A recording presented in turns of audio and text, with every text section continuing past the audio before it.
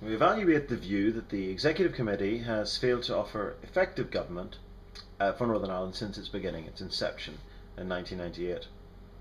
It was in the months prior to the recent May 2011 elections that Professor Rick Wilford of QUB saw the events surrounding Northern Ireland at that stage as the biggest test to date for what he called joined up government for the Northern Ireland Executive.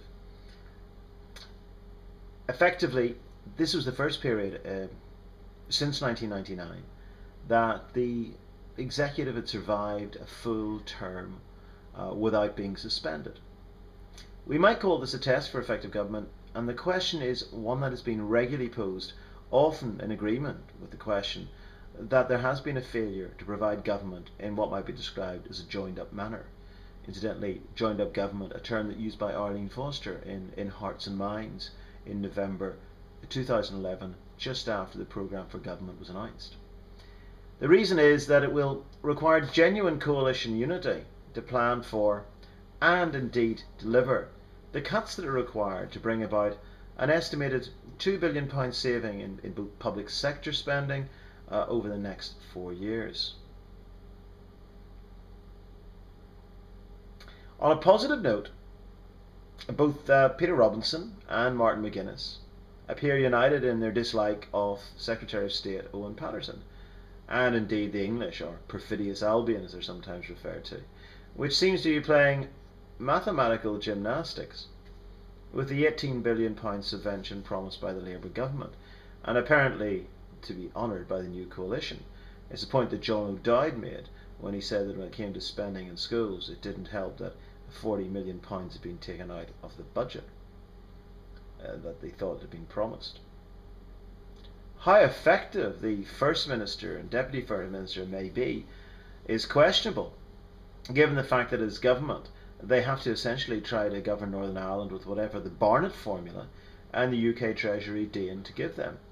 In that sense, even a single party government at Stormont would find it difficult to deliver effective government. How much more difficult would it be for the now five party coalition which constitutes the Executive Committee?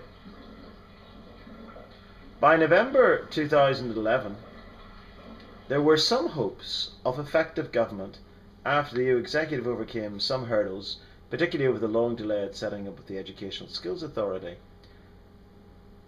and looked ready essentially to agree, as it did, a programme for government.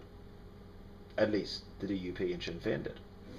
For the economist Neil Gibson, the ability of a five-party coalition, and particularly the diarchy of Sinn Féin and the DUP, to produce a programme amounting to some 70-odd policy aims was to be seen as not a failure, even if some of the points, particularly to do with setting up a world-class golf tournament in Northern Ireland, might seem as somewhat ambitious. However, even Seamus Close, once of the Alliance Party and now a political commentator, has conceded that the agreement on things like greater investment in Northern Ireland, producing as an aim of some 30,000 new jobs, spending resources on infrastructure like roads and schools, and supporting a film industry in Northern Ireland are hardly policies that could be opposed by anyone. The fact that the Executive had stumbled and staggered to this PFG after a year of doing very little is more evidence of the crisis government style, which is itself often a product of the consociational model. From get-go, academics such as Donald Horowitz were warning of the risky nature of the consociational model, an involuntary coalition effectively set up in 1999. He stated, the Executive was expressly designed to be maximal and inclusive, and thereby in political terms it was a risky enterprise. What he would prefer is a coalition that excluded the militants or extremes, and as such he would clearly view the Executive Committee as incapable of supplying effective government. Horowitz may be right, but in the minds of some commentators, including Robin Wilson and Rick Wilford, the actual creation of an executive, and especially that which was headed by the DUP and Sinn Féin in the post-St Andrews period and the restoration of devolution in 2007, was of itself a minor miracle. Indeed, the whole period from 2007 to 2011 was one marked by survival and stability. It's not surprising now that the likes of Peter Robinson and Martin McGuinness have been talking about the need to deliver on what they have actually done, and also, as Martin McGuinness said, to raise their game. They seem to think that the effectiveness has to be seen in the context of stability, particularly during this first period, and the alternative malaise of extended direct rule or perhaps significant civil unrest. By those terms, the Executive Committee may not appear that effective, but it still has its merits.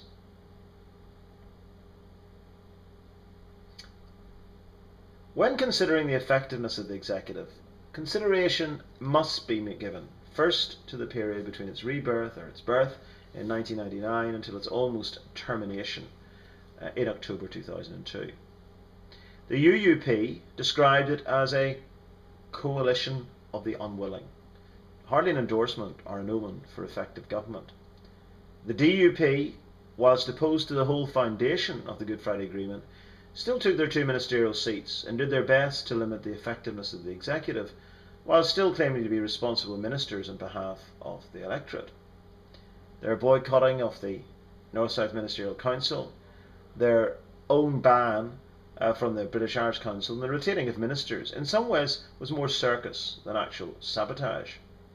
Indeed, they took their papers, worked their departments, and in the case of Peter Robinson at the Department of Regional Development, generally viewed as effective ministers in encouraging foreign investment into Northern Ireland. However, the period was also noted by the ongoing arguments over decommissioning as this impinged upon the Executive, and it was a period of 3 suspensions and the pantomime politics that saw Trimble resign and be replaced by Reg Empey, only to return with the help of the Alliance Party and the Northern Ireland Women's Coalition. It was, as Wilford pointed out, a period in which joined-up government looked a million miles off. It was also a period in which the usual authority of government, its effectiveness, appeared meaningless. As First Minister, Trimble had attempted to stop Sinn Féin ministers attending North-South Ministerial Council meetings, only to find out that he did not have the authority to do so, at least in the eyes of the courts. It was a period of so-called solo runs by ministers, such as Barbara de Brún and Martin McGuinness, who defied both their assembly committees and sections of their executive.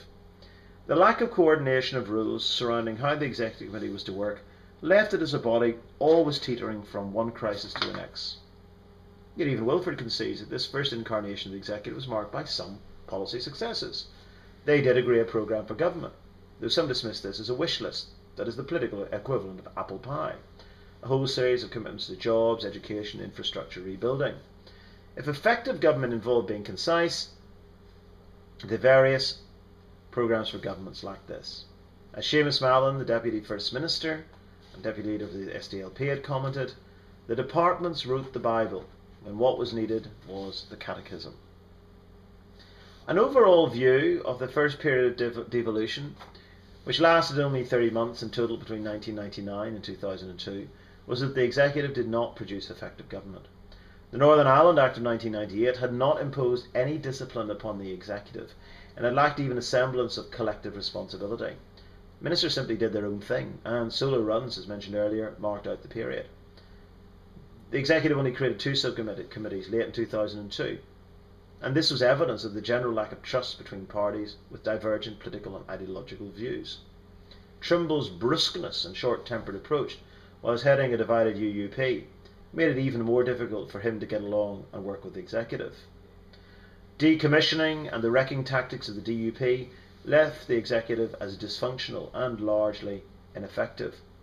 If there was anything to be said for effective government, there was the growing confidence of Catholic voters or nationalist voters, not matched by Protestants, that the institutions in general, including the Executive, were making a difference. There was little surprise, however, that the suspension of late 2002 should last over 4 years. In its second incarnation post St Andrews in 2007, the political landscape was very different, with the DUP and Sinn Féin now as top political dogs. On first inspection, this augured even less well for the Executive Committee and the idea of a joined up or effective government under Messrs Paisley and McGuinness. In the minds of some commentators, this view of a continued dysfunctional family, even if the media wished there to be something of the Chuckle Brothers Mitch, was one that was to abide. some changes have been brought about. IRA decommissioning was undertaken, the DUP promised to fully work all the institutions, the ministerial code underpinned the rule of law, and the solo run approach of ministers was effectively blocked by the fact that the DUP and Sinn Féin, having the necessary minimum of 3 ministers required, could force cross-community support in any proposal. Effectively, they had a veto.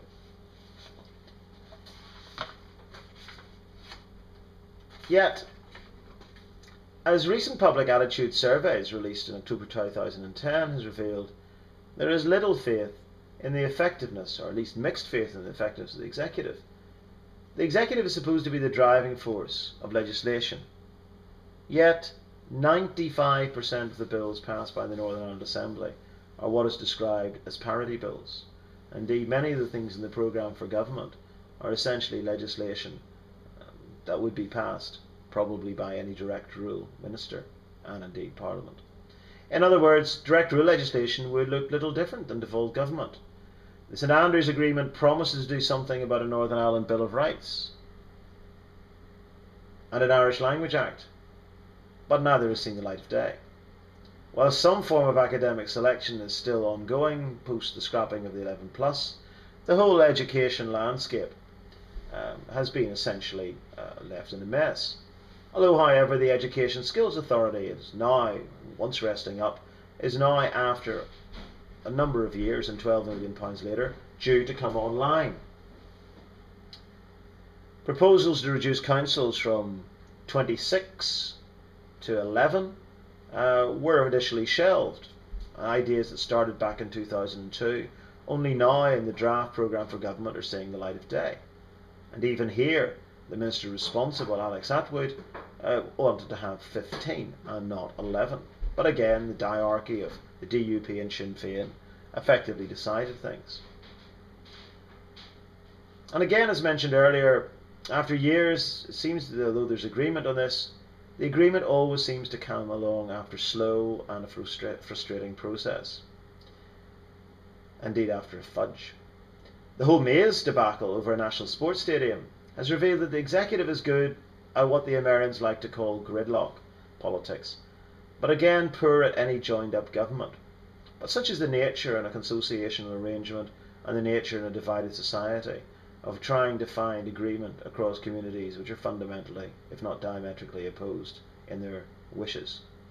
Even when agreement was possible, such as the setting up of a victims commission under the OFM-DFM, the original plan of 1 commissioner had to be inflated to 4 commissioners to satisfy community requirements, even though this had a large number of attendant public expenditure costs. Some positive commentators, such as Mark Davenport, do point to the historic deal-making that saw effective government in the devolution of policing and justice, even if the UUP were opposed to it. Less sanguine commentators, such as Alex Kane, see this as part, again, of the fudge, an Alliance Party minister and 454 days of an executive not sitting together at all, as political point scoring took place between Sinn Féin and the DUP, and indeed all the parties. All this took place at a time when public confidence in the institutions, and particularly the executive, has declined. A Belfast Telegraph poll showed that confidence in the executive was lower than 40%, whilst the Assembly did marginally better at 48%. A measure of effective government is also its ability to encourage civic participation. Attempts were made via the Assembly roadshows in 2009-10, but these gathered few to the public meetings, if any, just the usual suspects, normally chaired by Eamon Malley. Equally, the civic culture needed to affirm the executive has not developed, and indeed, a majority of those surveyed remain largely ignorant of the operation of institutions, and surely this is a vital part in understanding if government is to be effective, if people themselves aren't even aware of how they work. But this does not include A-level politics students. At the same time, the executive has survived, and perhaps this is due more to the fears of the main parties, the DUP and Sinn Féin, the so-called diarchy, carve-uppers, as to what would happen if they imploded. Agreement at government level has been made on the programme for government. much smaller than earlier versions. There's been agreement on water charges, freezing domestic rates, freezing tuition fees for students. A real joined-up government when the parties have gone abroad to attract foreign investment. For some, effective government is, in many ways, Robinson and McGuinness jointly lobbying for foreign investment in Washington DC, or in Europe, or elsewhere in the world. The fact that policing and justice, the toughest of the reserved powers to devolve, actually was devolved, suggests the potential for effective government, even if in recent days there's been concern about what the review will mean to Her Majesty's Prison, and there's talk still of Robinson suggesting that he would force an election if the cap badge of prison officers was to lose the crown. The debit side, it must be said, remains large.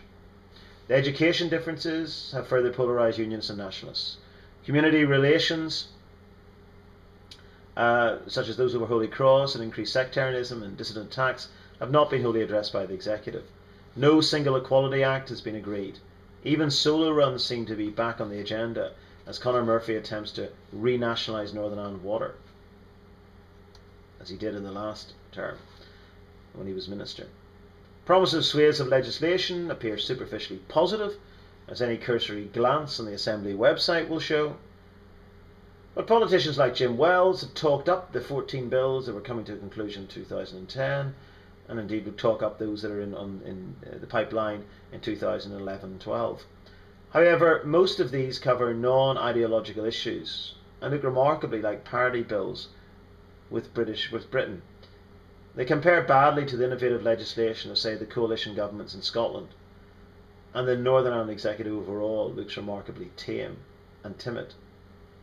In their defence, the Northern Ireland Executive never was given the revenue-raising powers of the Scottish Parliament, and indeed part of the programme for government calling for the devolution of the corporation tax controls is itself outside their actual remit and depends upon the beneficence of George Osborne and David Cameron. And many would say there would be an all-party agreement to reduce the crippling rates of corporation tax if they were allowed to get this power. A bigger concern is that raised by many Assembly committees, that whilst they can cross-examine executive ministers and their civil servants, it is done with limited access to papers and no rights to call in and make statements to the Assembly. In that sense, effective government should be government that can be scrutinised, and some suggest that this is not a strong enough power yet. This complaint was raised in the last term over both Michael McGimpsey and Katrina Ruan, delaying statements to the Assembly. Accountability was also questioned by the way that Sammy Wilson, as Environment Minister, could simply ignore public information on climate change and cancel a mail shot to Northern Ireland households. Wilford also notes that effective government needs to be more transparent in its decision making. Due to the nature of the consociational model, this is rarely possible, and many of the deals are done via elite accommodation in secret. This further creates a sense of public disquiet and distance from the process and weakens perceptions of effective government. However, Wilford is a little more optimistic about the maturing of the executive, since it has established a number of subcommittees on, say, issues like mental health and young people. He sees this as a positive sign of effective government and a marked improvement upon the 1999-2002 period. In conclusion, though, dysfunctional and lacking much by way of genuine policy creation, the executive's major success, certainly between 2007 and 2011, was its survival. A measure of success post that will be its ability to deliver, as Peter Robinson pointed out. The longer this happens, and there's a failure to deliver, it seems that it is not in the interest of the DUP or Sinn Féin to see it collapse. The greater the chance, it must be said, that it will develop the ways and means to be effective and actually deliver. One dark cloud, the austerity measures, does threaten to undermine the executive, particularly if the parties adopt their logical ideological positions.